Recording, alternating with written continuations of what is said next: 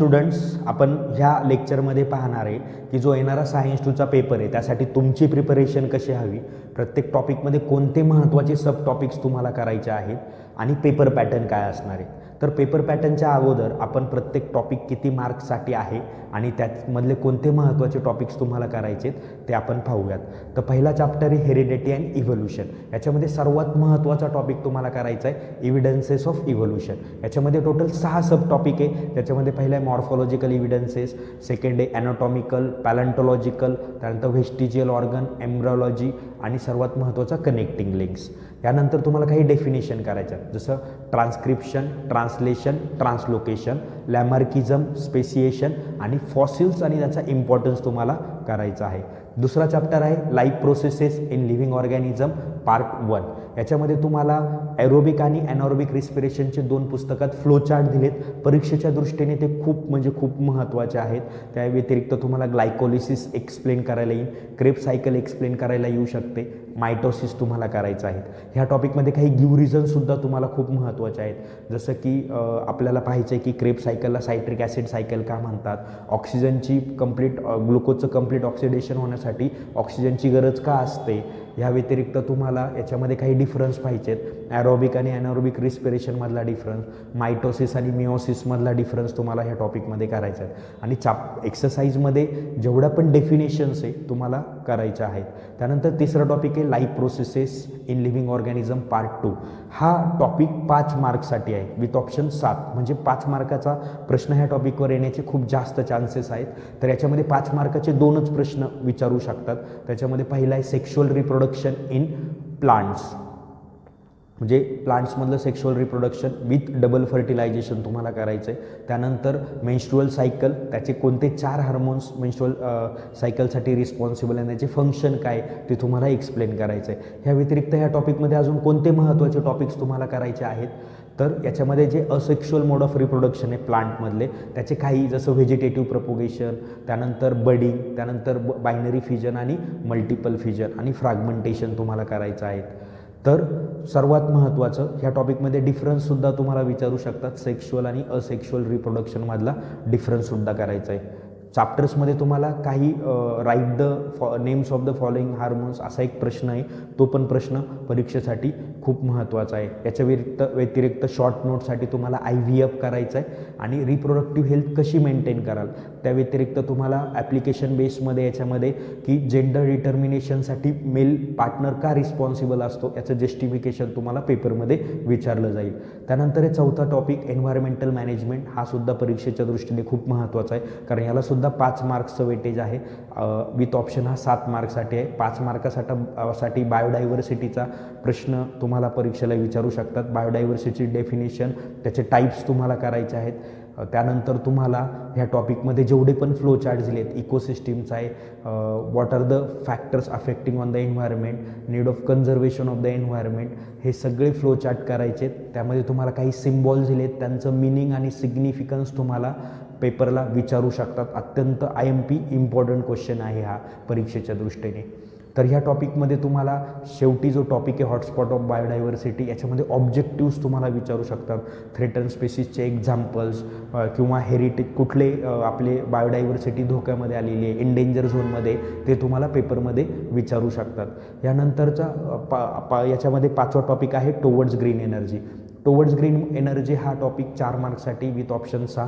याच्यामध्ये सगळे power प्लॅन्टचे flow charts, 2 टाईपचे फ्लो चार्ट्स आहे. एक तुम्हाला याच्यामध्ये एनर्जी जनरेशनचा फ्लो चार्ट आहे आणि दुसरं एनर्जी ट्रान्सफॉर्मेशनचा फ्लो चार्ट आहे. सगळे फ्लो चार्ट करायचे, पेपरला फ्लो चार्ट बेस्ड क्वेश्चन येणार.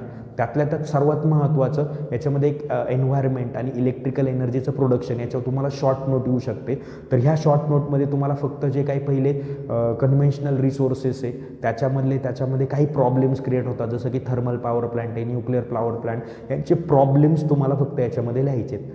सर्वात महत्त्वाचा पॉवर प्लांट याच्यामध्ये तुम्हाला विचारू शकतात, न्यूक्लिअर पॉवर प्लांट. त्यानंतर तुम्हाला हायड्रो इलेक्ट्रिक पॉवर प्लांटचे प्रॉब्लेम्स करायचे आहेत. विंड एनर्जीचा तुम्हाला पूर्णपणे फ्लो चार्ट्स करायचे आहेत विथ डायग्राम, आणि सोलर फोटोवोल्टिक सेल आणि सोलर थर्मल पॉवर प्लांटची फक्त डायग्राम करायची आहे. तर ह्या टॉपिकमध्ये तुम्हाला काही डिफरन्स पण विचारतील, कन्व्हेन्शनल एनर्जी रिसोर्सेस आणि non conventional energy resources. Give रिझनसाठी प्रत्येक एनर्जी जनरेशनसाठी म्हणजे प्रत्येक टाईपच्या एनर्जीसाठी वेगवेगळे टर्बाईन्स आपण काय यूज करतो, हा प्रश्न तुम्हाला विचारला जाऊ शकतो. नंतर आपल्याला पाहिजे आहे 6वा टॉपिक, क्लासिफिकेशन ऑफ ॲनिमल. 4 मार्कासाठी टॉपिक आहे विथ ऑप्शन 6. सर्वात महत्त्वाचं ह्या चॅप्टरमध्ये, हा सर्वात अवघड असा चॅप्टर मुलं समजतात, फक्त यामध्ये लर्निंग खूप जास्त आहे म्हणून मुलांना हा चॅप्टर अवघड वाटतो. खरं तर ह्या चॅप्टरमध्ये तुम्हाला फक्त ॲनिमल्स आणि त्यांचं क्लासिफिकेशन, त्याचे कॅरेक्टरिस्टिक्स दिलेत. तर महत्त्वाचे प्रश्न कोणते, कॉर्डिनेट्स नॉन कॉर्डिनेट्सचा डिफरन्स, त्यानंतर तुम्हाला फायलम एकेनोडर्मेटाच्या कॅरेक्टरिस्टिक्स लिहायचे आहेत, बटरफ्लाय आणि बॅटचा डिफरन्स लिहायचा आहे तुम्हाला. त्याच्यानंतर तुम्हाला कॉकरोच ज्या फायलमशी रिलेटेड आहे तो पूर्ण फायलम तुम्हाला एक्सप्लेन करण्यासाठी पेपरला विचारू शकता. याच्यामध्ये तुम्हाला सर्वात महत्त्वाचे काही ॲनिमल्स देतील, त्यांचे कॅरेक्टरिस्टिक्स तुम्हाला लिहायचे आहे, जसं की hydra, earthworm, jellyfish, starfish, pigeon असे ॲनिमल्स तुम्हाला विचारू शकतात. यांचं लेबलिंग आणि तुम्हाला स्केच पण काढायचं आहे आणि कॅरेक्टरिस्टिक्स लिहायचे, क्लासिफिकेशन लिहायचं आहे. त्याच्यानंतर तुम्हाला ह्याच टॉपिकमध्ये गिव्ह रिझन्स विचारू शकतात की all vertebrates are chordates but all chordates are not vertebrates. त्यानंतर body temperature of the reptiles are not constant, हे गिव्ह रिझन्ससुद्धा खूप महत्त्वाचे. या व्यतिरिक्त एक्सरसाइजमध्ये काही चार्ट्स दिलेत, हे चार्ट्स तुम्ही पेपरसाठी करा, खूप महत्त्वाचे आहेत. यानंतर 7वा टॉपिक आहे इंट्रोडक्शन टू मायक्रोबायोलॉजी. ह्या चॅप्टरमध्ये सगळे मायक्रोब्स, त्यांचं रोल, त्यांचं इन्व्हायरमेंटमध्ये रोल काय आहे हे तुम्हाला कंपल्सरी करायचे आहेत. ह्या व्यतिरिक्त शॉर्ट नोट्स करायचे आहेत, चीज प्रोडक्शन, व्हिनेगर प्रोडक्शन, त्यानंतर तुम्हाला land filling sites, sewage management खूप महत्त्वाचं आहे. आणि एक्सरसाइजमध्ये तुम्हाला काही फ्लो चार्ट्स दिलेत, जसं की झॅन्थम गमचा यूज काय, तर हे सगळे फ्लो चार्ट परीक्षेच्या दृष्टीने खूप महत्त्वाचे आहेत. एक्सरसाइजमध्ये 3 गिव्ह रिझन्स दिलेत ह्या टॉपिकवर, 3ही गिव्ह रिझन्स खूप महत्त्वाचे, त्यातला एक गिव्ह रिझन्स तुम्हाला पेपरसाठी विचारू शकतात. त्यानंतर 8वा टॉपिक आहे सेल बायोलॉजी आणि बायोटेक्नॉलॉजी. सेल बायोलॉजी आणि बायोटेक्नॉलॉजीमध्ये तुम्हाला सर्वात महत्त्वाचा प्रश्न जो ह्या वर्षीचा स्टार क्वेश्चन वाटतो तो म्हणजे स्टेम सेल्स आणि त्याचे युजेस, आणि सर्वात महत्त्वाचं एडिबल व्हॅक्सिन, ज्याच्यामध्ये ट्रान्सजेनिक पोटॅटोबद्दल सांगितलं आहे. तो एडिबल व्हॅक्सिनवर 100% ह्या वर्षी प्रश्न विचारू शकतात, महत्त्वाचा टॉपिक आहे तो परीक्षेसाठी. ह्या व्यतिरिक्त ह्या टॉपिकमध्ये सर्वात महत्त्वाचं काय आहे तर बायोटेक्नॉलॉजीचे कमर्शियल युजेस काय, बेनिफिट्स काय, मेरिट्स काय, आणि सर्वात महत्त्वाचं याचे हार्मफुल इफेक्टसुद्धा काय आहे बायोटेक्नॉलॉजीचे, हे सुद्धा तुम्हाला परीक्षेसाठी करायचे आहेत. ह्या व्यतिरिक्त तुम्हाला बायोफ्युएल्सवर शॉर्ट नोट्स येऊ शकतात, तुम्हाला DNA फिंगर प्रिंटिंगवर शॉर्ट नोट येऊ शकते, फ्रूट प्रोसेसिंगवर शॉर्ट नोट्स येऊ शकतात. तर हे महत्त्वाचे टॉपिक आहेत. त्यानंतर जो 9वा टॉपिक आहे सोशल हेल्थ, बोर्डाने 4 मार्कांसाठी दिला आहे विथ ऑप्शन 6. पण सोशल हेल्थ हा टॉपिक खूप हक्काचा टॉपिक आहे, कारण याच्यामध्ये सगळे जे तुम्हाला ह्या चॅप्टरमध्ये जे पण पिक्चर्स दिलेत, जसं की रोडवर सेल्फी काढलेला फोटो दाखवला आहे, ॲक्सिडेंट झाला आहे, तिथं लोकांनी गर्दी केली, असे काही तुम्हाला पिक्चर आहे, हे पिक्चर तुम्हाला एक्सप्लेन करायला येणार आहेत. तर ह्या पिक्चर एक्सप्लेन करायला उत्तर कसं लिहायचं आहे तर पहिल्यांदा त्या पिक्चरमधनं तुम्हाला काय इंडिकेट होतं आहे, त्यानंतर काय प्रॉब्लेम तुम्हाला जाणवतो आहे, how to give the solution to that problem, हे तुम्हाला ॲन्सरमध्ये कवर करायचं आहे. त्यानंतर सोशल हेल्थमध्ये सायबर क्राईम अत्यंत महत्त्वाचा प्रश्न आहे, आणि ह्या व्यतिरिक्त स्ट्रेस मॅनेजमेंटसुद्धा महत्त्वाचा आहे. त्यानंतर आपण गुड कम्युनिकेशनचे बेनिफिट्स काय, हा सुद्धा प्रश्न महत्त्वाचा आहे. आणि शेवटचा आहे 10वा डिझास्टर मॅनेजमेंट, 3 मार्कासाठी विथ ऑप्शन 5. हा पण चॅप्टर खूप हक्काचा आहे, याच्यामध्ये तुम्हाला फक्त एक्सरसाइजमधले क्वेश्चन करायचे आहेत. ह्या वर्षीचा IMP क्वेश्चन आहे मॉक ड्रिलवर शॉर्ट नोट येऊ शकते. ह्याच्या व्यतिरिक्त तुम्हाला टाईप्स ऑफ डिझास्टर, प्रत्येक डिझास्टरचा टाईप म्हणजे डिझास्टरचा टाईप आयडेंटिफाय करायचा आहे, त्याचे 2-2 इम्पॅक्ट लक्षात ठेवायचे तुम्हाला. याच्यानंतर तुम्हाला डिझास्टर मॅनेजमेंट अथॉरिटीचा जो चार्ट दिला आहे तो चार्ट घ्यायचा आहे, आणि एक्सरसाइजमध्ये तुम्हाला जे सिम्बॉल्स दिलेत आणि जे पिक्चर दिलेत एक्सप्लेन करायला, ते सिम्बॉल आणि पिक्चर एक्सप्लेन करायचे आहेत. या व्यतिरिक्त फर्स्ट एड बॉक्स जो आहे तो किट, त्या किटमध्ये काय काय असतं ते पण तुम्हाला लिहायचं आहे. तर हे आपण पूर्ण चॅप्टरचं वेटेज आणि त्याचे इम्पॉर्टंट टॉपिक्स पाहिलेत. तर आता सेम सायन्स 2मध्ये 2 पार्ट केलेत बोर्डाने, एक बायोलॉजी आणि एक एन्व्हायरमेंट. तर एन्व्हायरमेंटचे social health, disaster management, towards green energy आणि एन्व्हायरमेंटल मॅनेजमेंट हे एन्व्हायरमेंटचे टॉपिक आहे, उरलेले सगळे बायोचे टॉपिक आहे.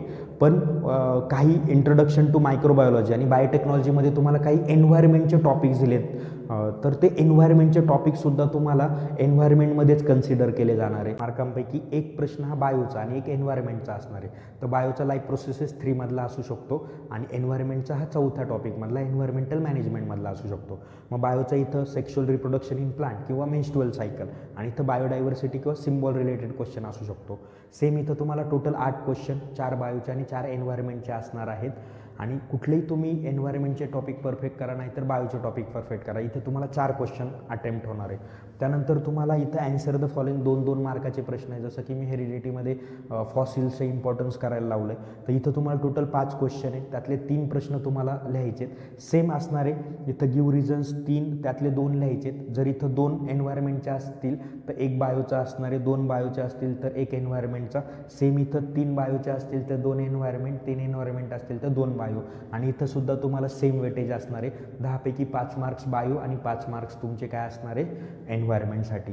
सो ऑब्जेक्टिव्ह टाईप हा पूर्णपणे क्वेश्चन आहे. MCQ टेक्स्ट बेस आहे. टेक्स्टमधली लाईन ॲज इट इज येणार आहे. त्यावर 4 ऑप्शन, त्यातला करेक्ट ऑप्शन तुम्हाला लिहायचा आहे. ॲन्सर द फॉलोइंगमध्ये correlation, write the following names, एखाद्या फिगरला नाव द्यायला तुम्हाला विचारू शकतात. तुम्हाला true or false, match the following असे प्रश्न तुम्हाला याच्यामध्ये येणार आहेत. तर असा हा तुम्हाला बोर्डाचा पेपर पॅटर्न आहे आणि जे इम्पॉर्टंट क्वेश्चन सांगितले ते जर तुम्ही केलेत तर नक्कीच तुम्हाला मॅक्सिमम मार्क्स ऑब्टेन होईल. थँक्यू.